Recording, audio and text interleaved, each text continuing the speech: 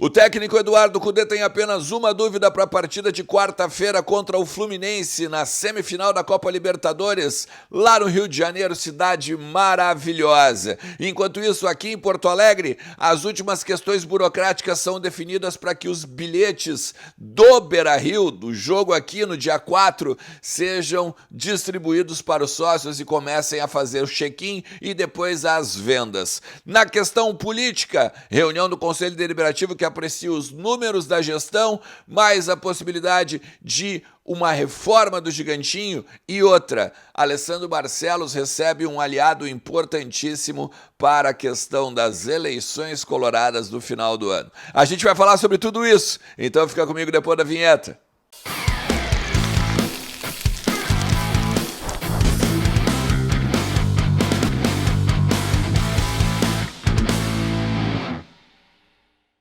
Fala Colorado, como é que vocês estão? Tudo certo? Tudo beleza? Semana de Internacional, talvez a primeira das duas semanas mais importantes do ano, né? A primeira vai ser agora, jogo no Maracanã, a segunda lá no dia 4 de outubro, quando o Inter volta aqui para o Beira-Rio para decidir essa vaga na final, né? Fluminense ou Inter, Inter ou Fluminense. Fica comigo até o final do vídeo, tem muita coisa pra gente tratar aqui no conteúdo. Deixa teu like também, chega junto já te inscrevendo no canal. A gente sempre fala do Colorado. Quero pedir desculpas pra vocês, tirei uma folguinha no domingo, porque precisava, né? Precisava porque essa semana vai ser casca, muita programação aqui no canal, nas redes sociais, tanto minhas, do Lucas Colar, do Vozes do Gigante, vai ser uma loucura. Então vem junto, porque vai ser bacana ter a tua companhia aqui, beleza?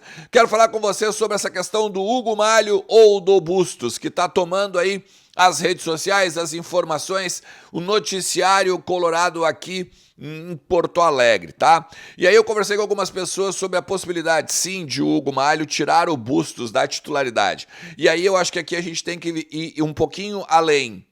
Não é que o Hugo Malho está tirando Bustos da titularidade, é uma questão de estratégia, é uma questão de segurar alguns jogadores específicos do Fluminense e até mesmo entender como o Cudê vê o time do Fernando Diniz.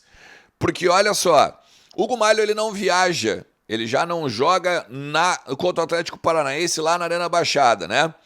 E aí aqui eu já tinha falado para vocês os conteúdos, até mesmo lá no Vozes do Gigante.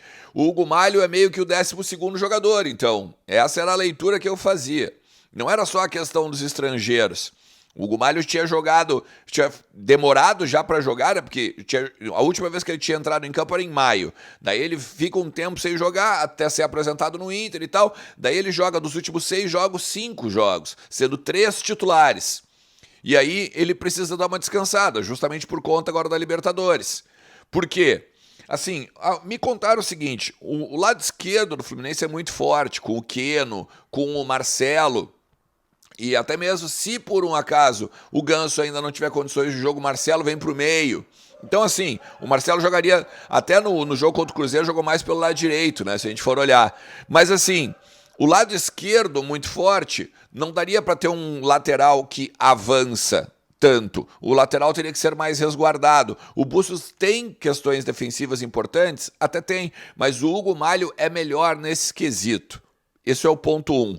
O segundo ponto é que o Bustos indo muito para o ataque deixa vulnerável as costas. E aí precisaria ter 2 complementos, talvez, né? O pessoal segurando para ele poder avançar ali do lado do Maurício e tal, que também compõe quando não está com a bola. Então teria um lado esquerdo meio que uma avenida ali e isso não seria bom para o lado do Fluminense.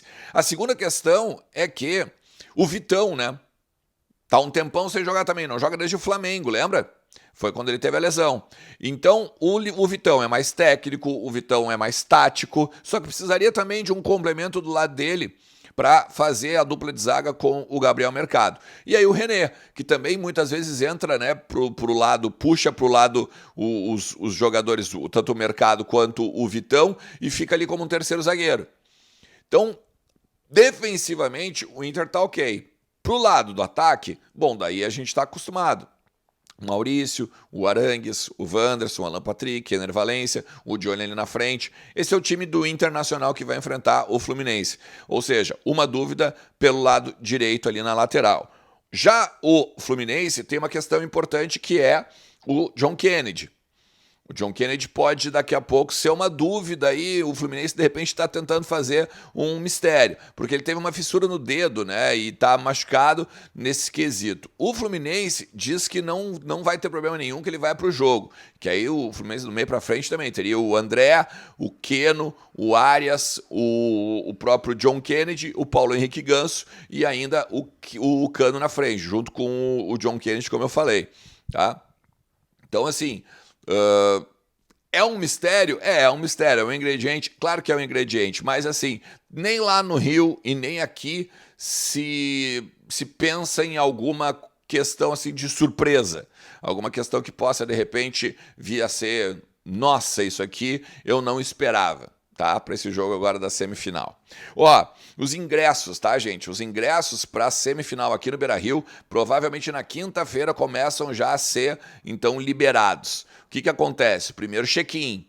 Quem é sócio, né? Todo mundo que faz sócio, todo mundo que faz check-in vai ser liberado, então, para garantir o seu lugar. O Inter, que inclusive teve um acréscimo, mais um acréscimo, né, de associados. O Inter está com 123 mil sócios no quadro social agora, a partir, claro, né, dessa boa fase na Libertadores.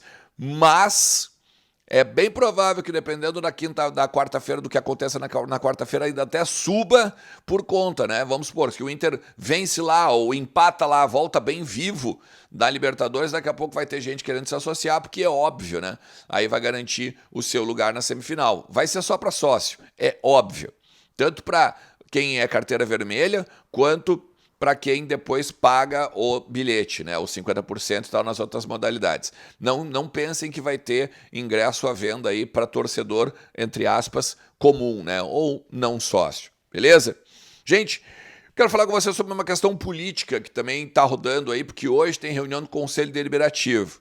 Tá? E aí eu quero até fazer uma explicação, assim, porque lá no meu Instagram uma pessoa botou assim, pô, tu não é colorado, a gente está falando sobre isso num momento como o Inter está, né? Um momento decisivo.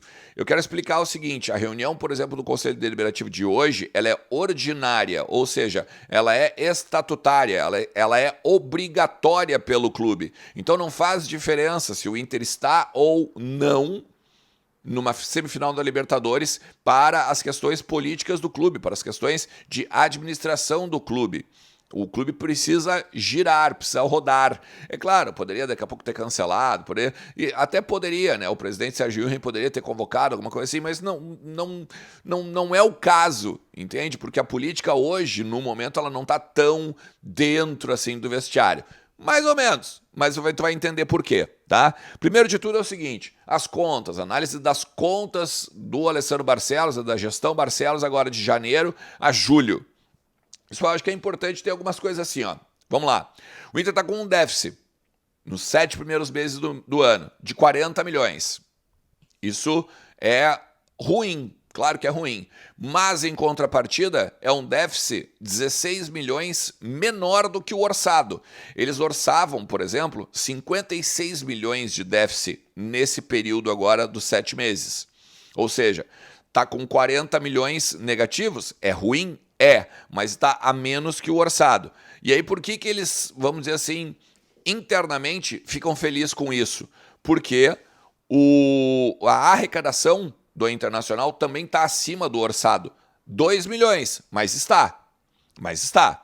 Pessoas dentro do clube me garantem que vai ser o terceiro ano com superávit. E muito provavelmente porque, por exemplo, esses 40 milhões, eles vão sair agora do dinheiro da Liga Forte, que deve chegar ao final do ano aí. Então, o Inter estava para pegar 44, 45 milhões da Liga Forte, tá? E aí, basicamente, mata isso aí. Porque assim, veja bem, tu pode estar assistindo e me dizer assim, não, Ernst, mas aí eles vão vender o Johnny, vão vender o Maurício e tal, e aí compensa os 40 milhões. Não é assim que funciona.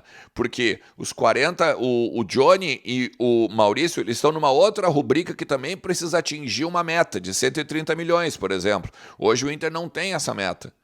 batida, e nem perto de ser batida, não está nem na metade, talvez um terço dela, com Edenilson, com o Patrick, com os outros, que de repente alguma questão de subsídio da FIFA, né? Daquela questão lá de jogadores que estiveram no clube na categoria de base e tal. Mas fora isso, não adianta chegar e contar só com uma venda, que aí a gente vai ter superávit. Tem a questão da Libertadores, óbvio, né? Que se o Inter acaba ganhando a Libertadores, vai ganhar mais dinheiro do que o planejado. Mas aí, por exemplo, que o Inter a meta financeira era quartas de final. Já está na semi. Se for para final, tem a questão ou do valor da final ou da ou do vice-campeonato. Só que daí tem a questão do Campeonato Brasileiro, que o Inter orçava financeiramente G4, e o Inter não vai chegar no G4 certamente. Então, assim, não é simples esse cálculo. Vamos vender o Johnny, vamos vender o Maurício e vai ficar no superávit, tá? Tô explicando para vocês esse sentido. Segunda questão, tá? Importante. Hoje também é votada a possibilidade da reforma do Gigantinho e a cedência por 20 anos para o consórcio DC7 Opus. E segundo a comissão permanente, ou na verdade a comissão criada, né, para novos negócios e também de patrimônio, não é bom fazer isso para o clube. É solicitado que os conselheiros, né, reprovem essa possibilidade, porque olha só, eu tive acesso aos documentos, tá? Antes, o Inter ia ganhar por ceder o Gigantinho 7,5 milhões de reais. Agora, depois da pandemia, teve toda aquela recessão, né, dos shows e tal, isso e aquilo. Agora, o Inter ganharia só 1,5 milhão por assinaturas, as luvas, né? E 1,5 milhão que não é nem agora. Olha só, 500 mil agora, 500 mil daqui 10 anos e 500 mil daqui 15 anos. Ou seja, se fosse 1,5 milhão agora, tu até poderia pensar em fazer, mas é horrível essa proposta para o Internacional. Então, assim, mais ainda 50 mil por mês, que aí daria 600 mil no ano, quando que o Inter, por exemplo, pegou e alugou 600 mil aí o Disney On Ice, para a própria Opus, inclusive. Tá? Então, é outra coisa que vai ser votada hoje à noite. Vou trazer para vocês amanhã. E por último, o Alessandro Barcelos está sendo apoiado pelo povo do clube agora para a questão da possibilidade de passar ao segundo turno. O José Amarante ele vai lançar mão, né, vai abrir mão da sua candidatura pelo povo do clube. Bem provável que ele vai ser candidato a Conselho Deliberativo, né, o presidente do Conselho Deliberativo em 2024, com apoio, inclusive, da gestão. Tá? E aí o Alessandro Barcelos, então, ganha o povo do clube como parceiro na busca pelo segundo turno. E aí vai chegar. Então, se preparem. Roberto Melo e Alessandro Barcelos irão para o pátio para o voto do associado agora em novembro. Logo depois da final, 6 de novembro, a eleição do primeiro turno, né? E aí depois vai para o pátio em dezembro aí com o associado votando, né? Os dois melhores aí, entre o Alessandro Barcelos e o Melo, e também o Conselho Deliberativo. Beleza? Se tu chegou até aqui, te agradeço demais, meu parceiro. E a gente vai conversando muito ainda sobre o Inter. Controla a ansiedade. Eu não sei mais o que fazer. Haja café, haja pensar em qualquer outra coisa, bota música, enfim. Mas a gente vai se falando ao longo de todo o dia, ao longo de toda a semana. Valeu? Um forte abraço. Falou! Tchau!